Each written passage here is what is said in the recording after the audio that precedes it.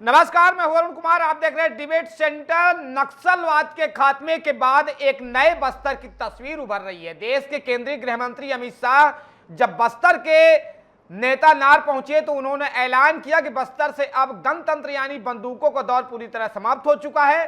एक ऐतिहासिक दिन जहां अब आदिवासियों की खुशहाली का नया अध्याय शुरू हो रहा है। बस्तर की ऐतिहासिक धरती आज एक बड़े बदलाव के मुहाने पर खड़ी है।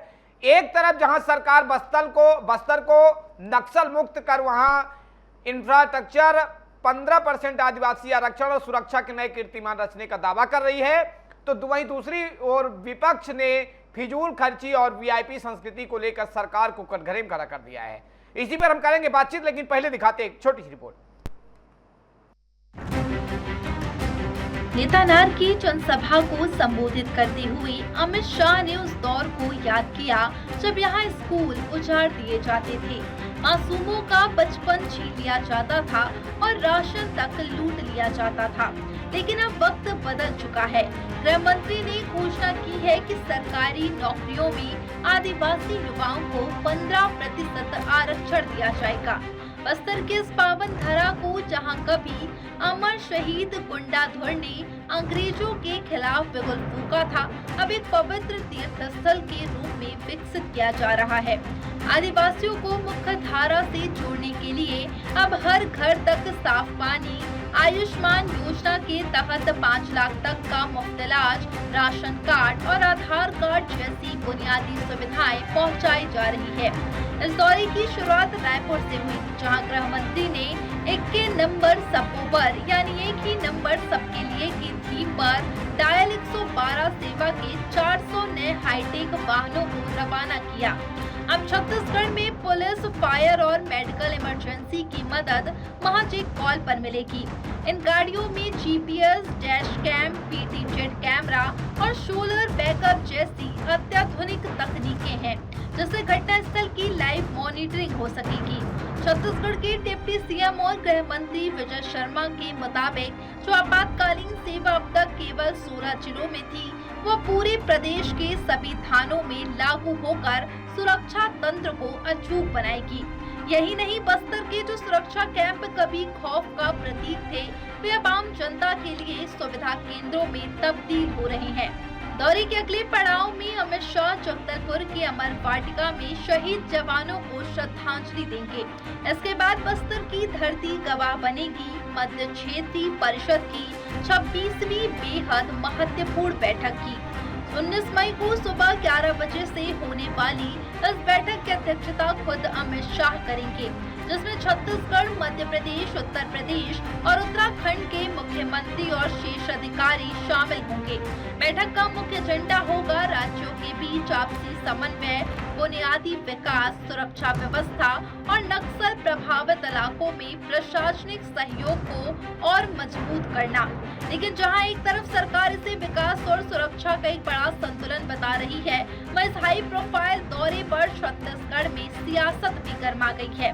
कांग्रेस ने सरकार के दावों और खर्चों पर सीधे सवाल खड़े कर दिए हैं। प्रदेश कांग्रेस कमेटी के अध्यक्ष दीपक बैज ने प्रधानमंत्री के पुराने बयानों का हवाला देते हुए तीखा तंज कसा है। दीपक बैज का कहना है कि एक तरफ प्रधानमंत्री देश से वर्क फ्रॉम होम करने, पेट्रोल, डीजल और ईंधन बचाने की अपील करते हैं, वहीं दूसरी तरफ उनके अपने ही गृह मंत्री और मुख्यमंत्री उनकी बात नहीं मान रहे। विपक्ष का सीधा सवाल है कि जब केंद्रीय गृह मंत्रालय और सभी मुख्यमंत्रियों के सचिवालयों में वीडियो कॉन्फ्रेंसिंग की विश्व स्तरीय सुविधाएं मौजूद है, तो इस बैठक को वर्चुअल क्यों नहीं किया गया? 4 राज्यों के मुख्यमंत्री, गृह मंत्री और उनका अमला अलग अलग विशेष विमानों से बस्तर पहुंच रहा है, जैसे सरकारी खजाने के लाखों करोड़ों रुपए डीजल, पेट्रोल और विमान का ईंधन फूंक दिया जाएगा। क्या जनता की गाड़ी कमाई के इस खर्च को टाला नहीं जा सकता था? बस्तर की ऐतिहासिक धरती आज एक बड़े बदलाव के मुहाने पर खड़ी है। एक तरफ जहां सरकार बस्तर को नक्सल मुक्त कर वहां इंफ्रास्ट्रक्चर, 15% आदिवासी आरक्षण और सुरक्षा के नए कीर्तिमान रचने का दावा कर रही है, तो वहीं दूसरी तरफ विपक्ष ने फिजूल खर्ची और वीआईपी संस्कृति को लेकर सरकार को कटघरे में खड़ा कर दिया है। अब देखना यह होगा कि बस्तर के विकास पर होने वाले इस महामंथन से बस्तर के आदिवासियों की तकदीर कितनी बदलती है और विपक्ष के तीखे सवालों का सरकार क्या जवाब देती है। तो बस्तर में गणतंत्र खत्म, अब विकास की बारी है, इसी पर हम बातचीत करेंगे। और बातचीत करने के लिए हमारे साथ बीजेपी से संतोष दास जी हैं। आपका बहुत बहुत स्वागत है। रेणु नंदी तिवारी जी हमारे वरिष्ठ पत्रकार हैं, आपका भी बहुत बहुत स्वागत है। और रिंकी पांडे जी है, कांग्रेस प्रवक्ता हूं, आपका भी बहुत बहुत स्वागत है मैडम। चूंकि सत्ता सरकार बीजेपी के, तो पहला सवाल बीजेपी से ही बनता है। संतोष जी, गृह मंत्री कह रहे हैं कि बस्तर से गणतंत्र खत्म हो गया है और विकास की शुरुआत तो हो चुकी है, लेकिन वहीं विपक्ष का आरोप है कि इस महामंथन के नाम पर जनता के पैसों की भारी फिजूल खर्ची हो रही है, जब वीडियो कॉन्फ्रेंसिंग की इतनी आधुनिक सुविधाएं मौजूद है। ये बैज दीपक बयान का जो है बैज साहब का एक बयान है, पीसीसी चीफ कांग्रेस के। पहले तो डीएन न्यूज प्लस के सभी दर्शकों को नमस्कार और सभी पैनलिस्टों को भी नमस्कार है। देखिए, भारतीय जनता पार्टी की सरकार, केंद्र सरकार और माननीय विष्णुदेव साय की सरकार, दोनों मिलकर के बस्तर को एक राष्ट्रीय और वैश्विक पहचान दिलाने की कोशिश कर रहे हैं। और इस पहचान दिलाने में हमारी सरकार कहीं कोई कसर बाकी नहीं रखना चाहती। देखिए, पिछले दिनों सचिन तेंदुलकर क्रिकेटर हो, चाहे हमने जो आयोजन किया बस्तर पंडुम का आयोजन हो या अन्य बस्तर ओलंपिक का आयोजन हो, ये सारे आयोजन इसी परिदृश्य में किए गए ताकि बस्तर हमारे विकास की धुरी बने, बस्तर हमारे विकास में फोकस बने। और कहीं ना कहीं छत्तीसगढ़ के लिए यह आवश्यक था कि बस्तर को कैसे हम एक राष्ट्रीय परिदृश्य में सामने लेकर के आए कि बस्तर जो कभी नक्सल पीड़ित हुआ करता था, वहां पर एक संकल्प शक्ति की जीत हुई। हमने नक्सलवाद खत्म किया, वहां पर नक्सलवादी अब वहां नहीं रहते, वहां पर आम जनता अब विकास के साथ चल रही है। वहां का आदिवासी समुदाय विकास के साथ चलने को तैयार खड़ा है। तो ये संदेश देने के लिए क्या व्हाट्सएप मीटिंग से आप संभव है? आपको लगता है कि ऑनलाइन मीटिंग से ऐसा संभव हो सकता था? आप जब बस्तर नहीं जाएंगे, एक ऐसा क्षेत्र जो लंबे समय से नक्सलवाद से पीड़ित रहा, और वहां पर यदि आप जा करके संदेश नहीं देंगे तो फिर उस संदेश का मतलब क्या है? ये तो एक संदेश है, एक ऐसा संदेश है जो पूरे देश को, पूरे विश्व को जा रहा है कि आज बस्तर में देखिए क्या हो रहा है। मध्य क्षेत्रीय परिषद का जो गठन हुआ था, उसके चारों मुख्यमंत्री यहाँ पर उपस्थित हैं और उनकी अध्यक्षता माननीय गृह मंत्री अमित शाह जी कर रहे हैं। और कर ही नहीं रहे हैं, बल्कि सुरक्षा और सुरक्षा के साथ साथ विकास, ये सभी चीजों पर समीक्षा हो रही है। बस्तर के विकास का रोड मैप तैयार हो रहा है। आने वाले समय में बस्तर मुख्य धारा से जुड़ेगा। और जब हम छत्तीसगढ़, विकसित छत्तीसगढ़ की कल्पना करते हैं, तो उसमें बस्तर कहीं पीछे न छूट जाए, इसके लिए बस्तर को हम आगे रखना चाहते हैं। ये हमारा थीम है, ये हमारा लक्ष्य है, ये हमारा संकल्प है। बिल्कुल संतोष जी, हम आपके जवाब से हम कांग्रेस से भी सवाल कर लेते हैं। रिंकी जी, जब बस्तर में देश के गृह मंत्री और 4 राज्यों के मुख्यमंत्री बैठकर नक्सलवाद के खात्मे और बस्तर को मुख्य धारा जोड़ने की इतनी बड़ी रणनीति बना रहे हैं, तो कांग्रेस को इसमें सिर्फ पेट्रोल, डीजल और विमान के ईंधन का खर्च ही क्यों दिखाई दे रहा है? क्या बस्तर की सुरक्षा विकास से बड़ा बजट ये खर्च नहीं है?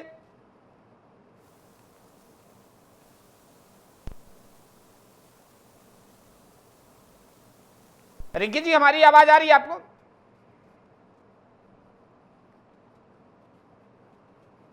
ठीक है, हमारे पास रेणु तिवारी जी, हम उनसे बात कर लेते हैं।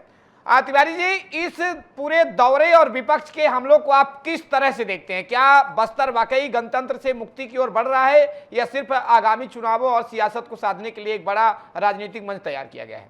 क्या है आपकी नजर में? देखिए, मुझे लगता है कि जो बस्तर है वो बहुत समय से एक विकास की बात जोड़ रहा था। बहुत अच्छा समय आया है कि 4 राज्यों के जो मुख्यमंत्री हैं, और वो भी बड़े राज्यों के, उत्तराखंड, उत्तर प्रदेश, मध्य प्रदेश, ये सारे बड़े राज्यों के मुख्यमंत्री जब एक साथ वहां पर बैठेंगे तो एक बहुत अच्छी सोच के साथ आ रहा होगा। और मुझे लगता है कि इसमें आने वाले समय में छत्तीसगढ़ को इसका एक बहुत बड़ा फायदा मिलेगा। और जिस तरीके से विपक्ष का कहना है कि अभी पेट्रोल डीजल को लेके प्रधानमंत्री जी ने जो आह्वान किया था कि आप बचत करिए, और विपक्ष इससे सवाल उठा रहा है, तो इस बात को हमें ध्यान रखना चाहिए कि हम बिल्कुल से पूरे देश में ऐसा अकाल नहीं आ गया है कि पूरी गाड़ियां बंद हो गई है, हम गाड़ियों से आना जाना बंद कर दिए हैं, या सरकारी कामकाज हो या प्राइवेट कामकाज हो, आज की डेट में पूरा वर्क फ्रॉम होम हो गया है। तो जो विकास की बातें होगी वो चाहे कोई भी सरकार हो, लेकिन विकास की बातों के तहत उनको ये काम जी। करना ही पड़ेगा कि उनको दौरा है या कोई कार्यक्रम है। और मुझे बस्तर को लेके एक बहुत अच्छी बात आ रही कि बस्तर एक विकास की ओर अग्रसर हो रहा है। तो इसमें हमें सभी पार्टी को, मतलब दलगत राजनीति को छोड़ के, हमें इस चीज के लिए एक कॉपरेट करना चाहिए कि हम बस्तर में बेहतर से बेहतर एक पर्यटन का एक बहुत बड़ी पॉसिबिलिटीज है। जी नेचुरल वहाँ पे इतनी सारी चीजें हैं कि जिससे लेके एक विकास हो सकता है, जी तो उस ओर हमें ध्यान देना चाहिए। जी संतोष जी, कांग्रेस का आरोप है कि आप 15% आरक्षण आदिवासी आरक्षण का दांव चल रहे हैं, लेकिन क्या सिर्फ आरक्षण की घोषणाओं से बस्तर के सुदूर अंचलों में जमीनी बदलाव आएगा, या जो सुरक्षा कैंप कल तक आदिवासियों के लिए खौफ का प्रतीक थे, उन्हें सुविधा केंद्र बनाने में इतना लंबा वक्त क्यों लगा? देखिए, कांग्रेस की अपनी पीड़ा है, और देखिए उनकी पीड़ा ये है कि उनके पास नक्सलवाद के लिए ना कोई रोड मैप है, ना कोई नियत रही नक्सलवाद को खत्म करने के लिए, और ना ही उनके पास नेता है, और ना ही कोई योजना है।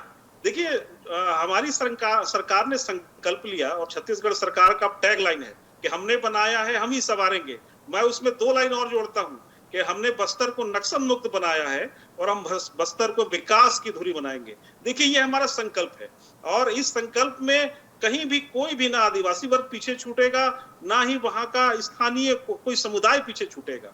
हर समुदाय के लिए अपनी योजनाएं हैं, हर समुदाय के लिए विकास की अपनी अलग अलग योजनाएं हमने बनाई हुई, अलग अलग रोड मैप बना हुआ है। और इसमें आपने देखा होगा कि देखिए, हाल ही में जब संकल्प बजट हमारा आया और छत्तीसगढ़ के हमारे वित्त मंत्री जी ने, ओपी चौधरी जी ने प्रस्तुत किया, उस संकल्प बजट में एक बड़ा हिस्सा जो है बस्तर के डेवलपमेंट के लिए है। उसमें आप अबूझमाड़ जैसे इलाके में आप कल्पना कर सकते हैं कि आप वहां पे दिन दहाड़े नहीं जा सकते थे। आप आज वहां पर एजुकेशन हब बनने जा रहा है, 100 करोड़ की लागत से एजुकेशन सिटी बन रही है वो अबूझमाड़। और यही नहीं, नियत नीलानार जैसी योजना है, उस योजना के तहत जो बस्तर पीड़ित लगभग 15 से 20 किलोमीटर जो सुरक्षा कैंपों के आसपास के गांव हैं, उनको बुनियादी सुविधाएं मिल रही हैं। यही नहीं, अलग अलग कैंप करके कहीं जहां जहां उनकी जरूरतें हैं ग्रामीणों की, कहीं पर राशन कार्ड बन रहे हैं, कहीं पर उनका पीएम आवास बन रहा है, कहीं पर और भी अन्य योजनाएं जो है जिनका लाभ उनको सीधे कैंप लगा करके दिया जा रहा है। ये बस्तर अब बहुत तेजी से आगे बढ़ने वाला है, और इसे कोई रोक नहीं सकता। बिल्कुल संतोष जी, जिस तरीके से आपने राशन कार्ड आयुष्मान योजना की बात की, हम इसी से जुड़ा एक सवाल कांग्रेस से कर लेते हैं। रिंकी जी, सरकार का दावा है कि जब आदिवासियों तक आयुष्मान योजना, राशन और जैसी बुनियादी सुविधाएं पहुंच रही है, जब आपकी सरकार थी तब बस्तर के विकास पर इन योजनाओं को आदिवासियों तक पहुंचाने की गति इतनी धीमी क्यों थी? आज जब बदलाव दिख रहा तो आप इसे सियासत का अखाड़ा क्यों बना रहे हैं?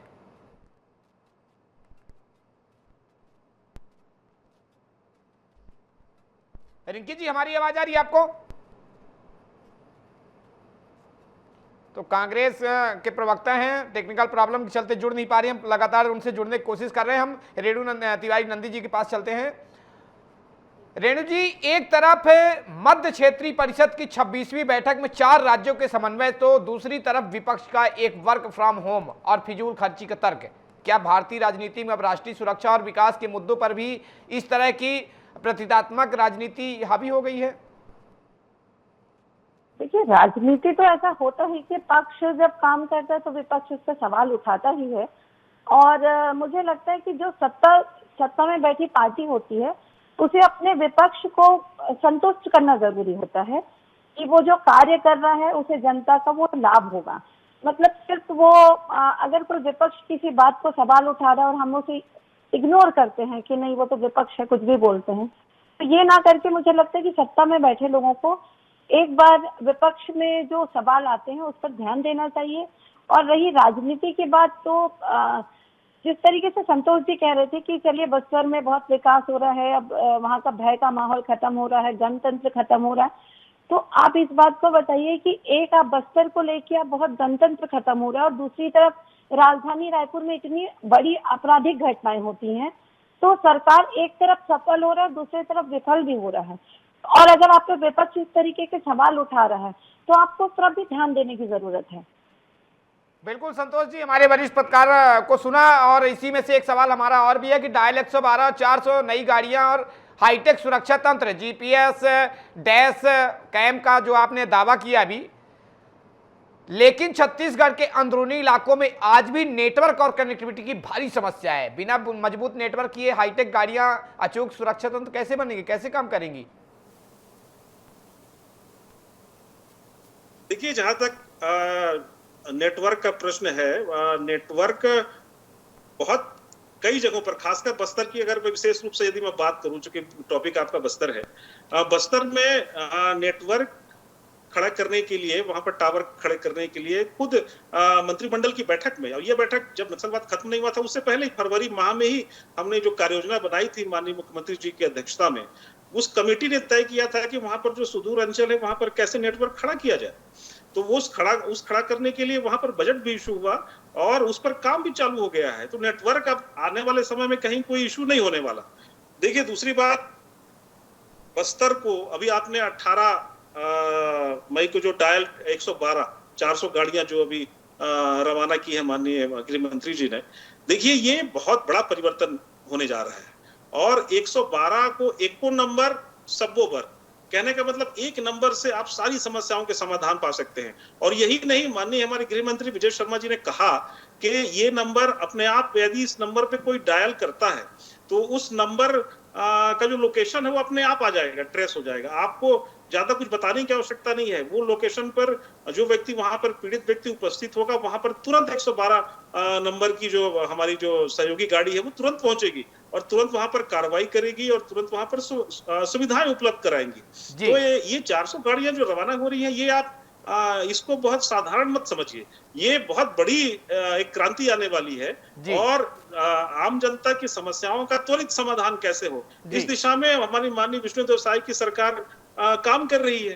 तो ये उसी का एक उदाहरण है जो आपके सामने प्रस्तुत हो रहा है। संतोष जी, रिंकी पांडे जी हमारे साथ कांग्रेस के प्रवक्ता जुड़ गई है, थोड़ी उनसे भी, उनके पास भी हम चलते हैं। रिंकी जी, आप वर्चुअल बैठक यानी वीडियो कॉन्फ्रेंसिंग की चर्चा कर रहे हैं, लेकिन क्या बस्तर की जमीनी हकीकत, वहां के सुरक्षा कैंपों की स्थिति और शहीदों की इस पावन धरा की संवेदनशीलता को दिल्ली या रायपुर के वातानुकूलित कमरों से बैठकर स्क्रीन पर समझा जा सकता है? नेताओं का बस्तर जाना वहां के लोगों में भरोसा जगाने के लिए जरूरी क्यों नहीं है? देखिए, जब से बीजेपी की सरकार आई है तब से तो पूरा छत्तीसगढ़ देख रहा है कि उनको कितना सुरक्षा मिल पा रहा है और उनकी बातें, जो वादे जो उनसे किए गए थे वो कितने पूरे हो रहे हैं। तो आज बात अगर बस्तर की हो रही है तो मैं ये कहूंगी कि अमित शाह जी अगर दौरे पर आए हैं तो बस्तर के साथ साथ पूरा छत्तीसगढ़ भी उनका है। तो सबसे पहली बात तो वो ये देखें कि यहाँ पर इतने सालों में, अभी 2.5 साल की जो इनकी सरकार हुई है, तो यहाँ पर जो विकास की जो राजनीति चली है वो कहाँ तक पहुंची है, क्योंकि छत्तीसगढ़ पूरा उनका है। फिर मैं शुरू करूंगी बस्तर की बात। जी रिंकी जी, ये डिबेट जो हम ले रहे हैं बस्तर की, हम चाहेंगे कि आप बस्तर की जो भी आपके पास स्थिति हो आप स्पष्ट करें, पूरा देश आपको देख रहा है। मैं बस्तर पर ही आ रही हूँ क्योंकि उनके आने की शुरुआत रायपुर से हुई है, इसलिए मैं ये कहूंगी कि विकास का जो यात्रा उनकी चल रही है, तो अभी कुछ दिन पहले, 2-4 दिन पहले की ही घटना है, न्यूज पर चल रही थी। विकास ऐसा हो रहा है कि अभी लोगों को झिर्रियों से अभी तक पानी भरना पड़ रहा है। ये तो सबसे पहले विकास है। और जहाँ तक बस्तर की बात हो, तो जब बस्तर की बात होती है तो बस्तर की जमीन, जंगल और खनिज पर पहला अधिकार जो है वहाँ के लोगों का होना चाहिए। सरकार को स्पष्ट करना चाहिए कि विकास के नाम पर स्थानीय आदिवासियों के हितों और अधिकार कैसे सुरक्षित रहेंगे। बिल्कुल रिंकी जी, हम आपके सवालों का जवाब हमारी वरिष्ठ पत्रकार रेणु तिवारी जी, हम उनसे सीधे बातचीत कर लेते हैं। रेणु जी, बस्तर के शहीद गुंडाधुर की धरती को पवित्र तीर्थस्थल घोषित करना और आदिवासियों को मुख्य धारा पिलाना, ये दांव बस्तर की तकदीर बदलेगा या बहस सिर्फ टीवी स्टूडियो और बयानों तक ही सिमट कर रह जाएगी? एक फाइनल जवाब आपसे। देखिए, मुझे नहीं लगता कि इतने जल्दी बस्तर की तस्वीर बदल सकती है। और जहां तक नक्सल मुक्त बस्तर की बात है, तो विचारधारा को खत्म करना बहुत मुश्किल वाली बात है। मतलब आप एक दिन में विचारधारा नहीं बदल सकते कि आपने 31 मार्च घोषित कर दिया तो सारी विचारधाराएं बदल जाएंगी, एक चीज। और दूसरी बात, जिस तरीके से कांग्रेस की मेरी बहन कह रही हैं, तो मुझे एक चीज मतलब समझ नहीं आ रहा है, क्योंकि पिछली सरकार भी बस्तर को लेके, बस्तर बदल रहा है, बस्तर की बदलती तस्वीरें आ रही थी, दोनों सरकार बस्तर को बदलने पर लगी थी। पिछली सरकार भी कोशिश की थी पूरी नहीं कर पाई वो बात अलग होती है, लेकिन जिस तरीके से 112 की गाड़ियां जो जा रही हैं, तो जी। एक स्थिति ये ना आ जाए कि पिछले जो सरकार है, बीजेपी की सरकार के समय जी। बहुत सारी गाड़ियां एक के नंबर सबवोबर टाइप की आई थी, जी। और वो गाड़ी आज आप देखेंगे कि कबाड़ बन के किसी जगह पे स्टोर होके पड़ी हुई है। जी। तो आज 400 गाड़ी जा रही है, तो उसको जो मॉनिटरिंग होता है वो जी। एक सबसे बड़ा प्रश्न है कि मैंने गाड़ियां भेज दिया, नंबर सबको डिस्प्ले कर दिया, जी। बट उससे वाकई में वहां की जनता। जी बिल्कुल रेणु जी, टाइम का पाबंदी है। आपका हमारे साथ जुड़ने के लिए शुक्रिया। बीजेपी प्रवक्ता हैं संतोष जी, आपका भी बहुत बहुत शुक्रिया, और रिंकी पांडे जी आपका भी बहुत बहुत शुक्रिया। तो नक्सलवाद के खात्मे के बाद एक नए बस्तर की तस्वीर उभर रही है। देश के केंद्रीय गृह मंत्री अमित शाह जब बस्तर के नेतानार पहुंचे तो उन्होंने ऐलान किया कि बस्तर से अब गणतंत्र यानी बंदूकों का दौर पूरी तरह समाप्त हो चुका है। एक ऐतिहासिक दिन जहां अब आदिवासियों की खुशहाली का नया अध्याय शुरू हो रहा है। डिबेट सेंटर में यही तक। आप देखते रहिए डीएन न्यूज़ प्लस। नमस्कार।